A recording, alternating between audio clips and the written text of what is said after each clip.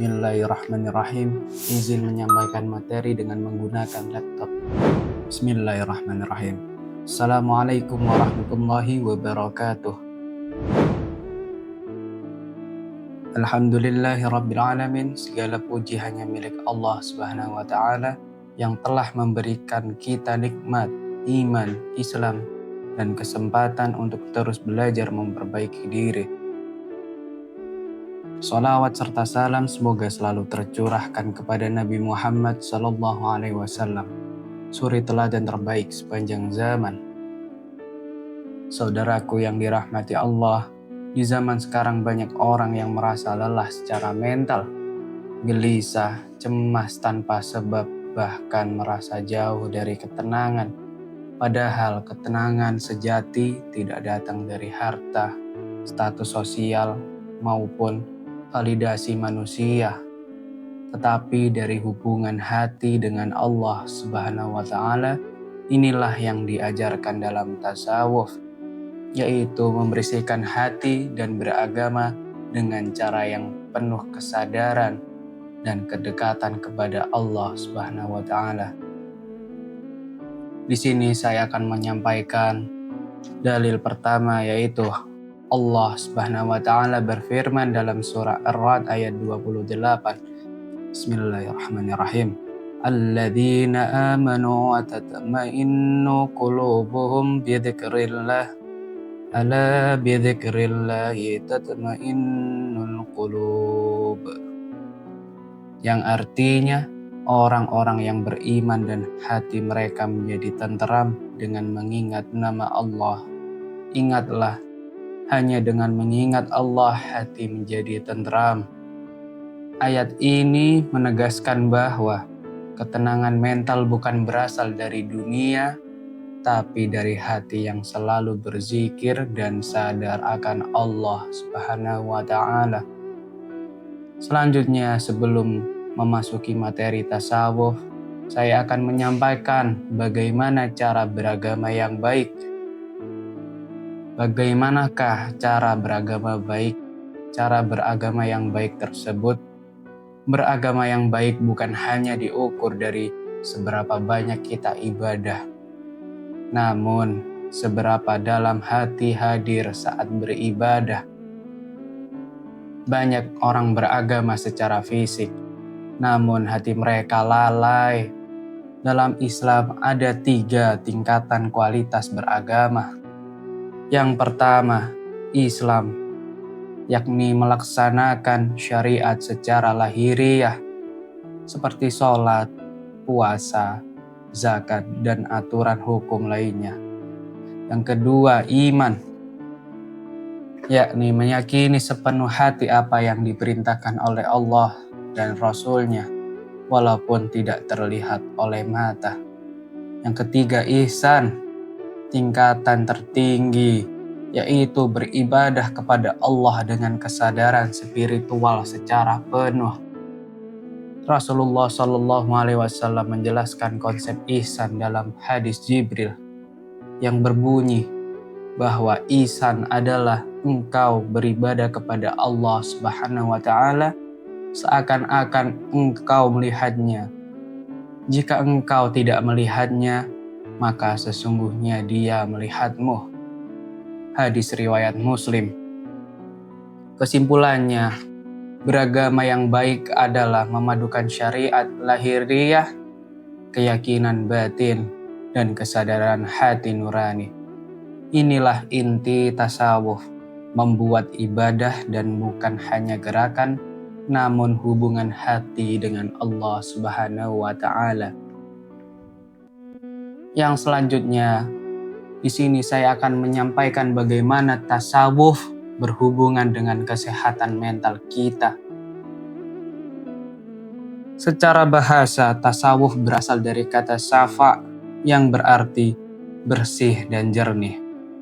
Secara istilah, tasawuf adalah usaha membersihkan hati dari penyakit batin untuk mendekat kepada Allah dengan penuh cinta dan kesadaran.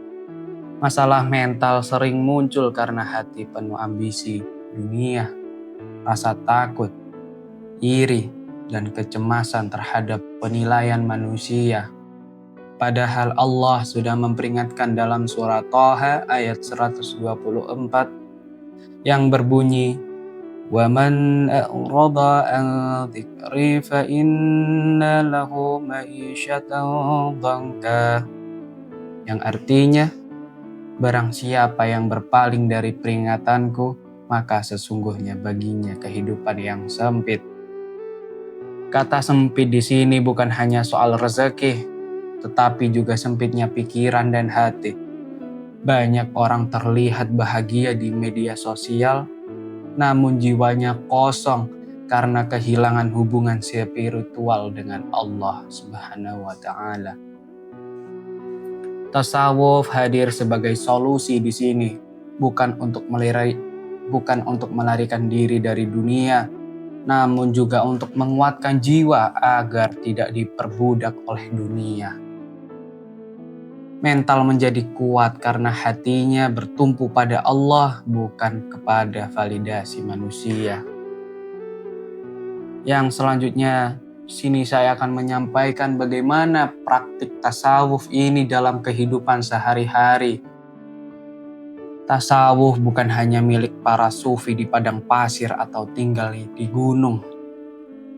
Tasawuf bisa dipraktikkan oleh semua kalangan, mulai dari pelajar, pekerja, sampai konten kreator dan siapa saja yang ingin hatinya tenang. Berikut cara sederhana menerapkan tasawuf. Yang pertama adalah zikir pendek namun tetap sering.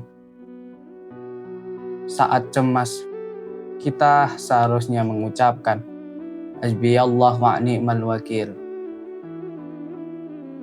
Mohon maaf. Yang pertama adalah zikir pendek namun sering. Saat cemas, kita seharusnya mengucapkan Hasbiyallahu wa ni'mal wakil, yang artinya cukuplah Allah sebagai penolong. Ini melatih hati bersandar kepada Allah, bukan kepada rasa panik. Yang kedua adalah ridho dan menerima takdir. Tidak semua yang kita mau adalah apa yang kita butuhkan. Orang yang bertasawuf yakin yang Allah pilihkan pasti lebih baik daripada yang kita rencanakan. Yang ketiga, niatkan aktivitas sebagai ibadah. Bahkan belajar untuk ujian, mengedit video, membantu orang tua. Jika semua diniatkan karena Allah Subhanahu wa Ta'ala, itu berubah menjadi ibadah hati. Yang terakhir, kurangi keluhan dan perbanyak syukur. Tasawuf mengajarkan melihat nikmat yang ada, bukan terus menangisi yang hilang. Inilah sebab kenapa hati menjadi tenang. Semoga kita dapat menerapkan tips-tips di atas, cara-cara di atas ke kehidupan kita sehari-hari. Selanjutnya, bagaimana buah dari tasawuf tersebut? Jika hati bersih dan selalu sadar akan Allah, maka buah tasawuf akan muncul dalam sikap hidup.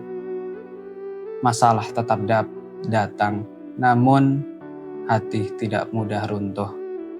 Saat diuji tetap sabar, saat diberi nikmat tidaklah sombong.